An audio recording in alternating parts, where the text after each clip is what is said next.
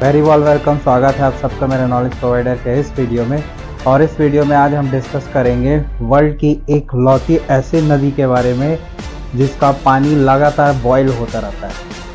ये वर्ल्ड की एक ऐसी नदी है जो लगभग 6.4 किलोमीटर लंबी नदी है। और ये जो नदी है लगभग 6.4 किलोमीटर लंबी, तो कहा जाए 4 माइल्स लगभग लंबी ये नदी है। और इसका पानी जो है हमेशा खौलता रहता है या बॉयल होता है।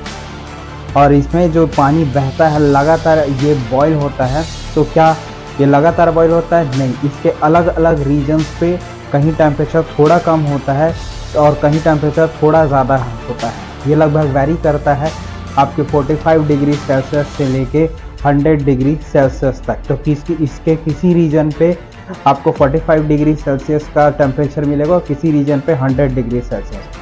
कुल मिला के ये हमेशा अपने बॉइलिंग टेम्परेचर पे ये पानी बहता है। ये वर्ल्ड की एक ऐसी लौती नदी है जो आपके 6.4 किलोमीटर ही लंबी दूरी तक ये बहती है। और ये लगभग 4 माइल्स जो है लंबी है और ये लगातार बॉयल करती है। इसमें इंटरेस्टिंग ये है, ये पर्टिकुलर नदी किसी भी एक्वेटिक सिस्टम को, ऑब्वियस है टेम्परेचर ज़्यादा है तो उसको असिस्ट नहीं करती या उसको कोई इसके वाटर में कोई एक्वेटिक सिस्टम है वो रिलाय नहीं करता। दूसरी इंपॉर्टेंट चीज़ यहाँ पर ये है, जिस जगह पे ये लोकेटेड है वो है आपके अमेजोनियन रीजन। तो अमेजोन रेन फॉरेस्ट के बारे में आपने तो सुना ही होगा। अमेजोन रेन फॉरेस्ट जो पेरू के रीजन में आता है उस जगह पर पर्टिकुलर ये रिवर बहती है। अब क्वेश्चन ये उठता है कि इसके रिवर का या पानी के जो गर्म या हाई टेम्परेचर होने का राज क्या है? उसका राज ये है जियोथर्मल जो रीजन्स। अब जियोथर्मल रीजन्स कौन से हैं?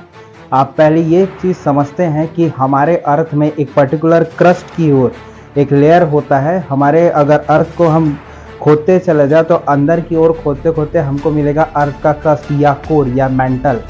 ये मेंटल कहीं कहीं आपके अर्थ के सरफेस से काफ़ी दूर होता है, मतलब काफ़ी अंदर की ओर होता है। और कहीं कहीं आप यहाँ पर देखेंगे ये जो मेंटल है हमारे अर्थ के सरफेस से काफ़ी पास होता है। तो ये पर्टिकुलर एक ऐसा इलाका है जहाँ पर अर्थ का जो मेंटल है जो काफ़ी हॉट होता है, इसका टेम्परेचर बहुत ज़्यादा होता है, ये हमारे अर्थ के सरफेस से इस पर्टिकुलर रिवर के पास कम है। तो होता ये है, इस रिवर का जो पानी है वो क्रस्ट या फिर अर्थ के अंदर पेनिट्रेट होके या फिर उसके अंदर होते हुए आपके मेंटल तक पहुँचता है। जैसे मेंटल से कांटेक्ट करता है इसका टेम्परेचर बढ़ जाता है और टेम्परेचर बढ़ने के कारण ये फिर से वापस ऊपर सरफेस में आ जाता है, जिसके कारण ये जो पर्टिकुलर नदी है इसका टेम्परेचर हमेशा हाई बना हुआ रहता है और ये बॉइलिंग टेम्परेचर पे आपको मिलता है। यहाँ पर एक कम्युनिटी रहती है जिसको आशानिनका कम्युनिटी है और ये जो पर्टिकुलर सेंचुरी है वो माइंटुआयू सेंचुरी है।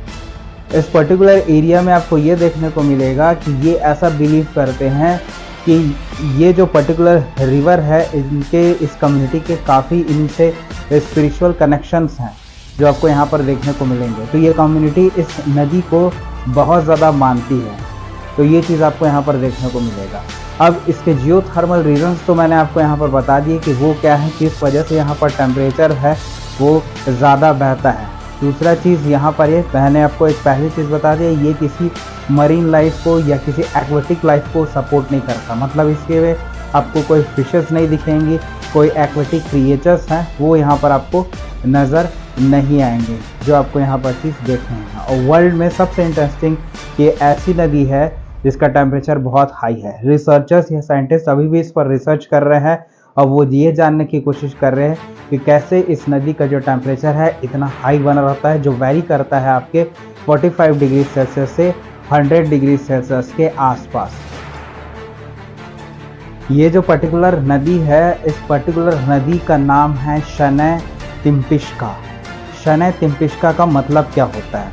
इस पर्टिकुलर मतलब का अगर हम ये समझे, शनैय मतलब होता है हीट ऑफ द अर्थ या हीट ऑफ द सन। तो सन की जो गर्मी है उसको शनैय बोला गया है यहाँ पर। तो यहाँ पर नोटिस करने वाली बात ये है कि जो हीट ऑफ द सन है उसको शनैय बोला जाता है, जबकि टिम्पू जो होता है वो आपके इसके बॉइलिंग जो कंडीशन है उसको बोला जाता है। इसलिए इसका नाम पड़ा आपका शनैय तिम्पिश्का। तो ये कंडीशन इसमें देखने को मिलती है, इस वजह से इस रिवर को ये नाम मिला हुआ है।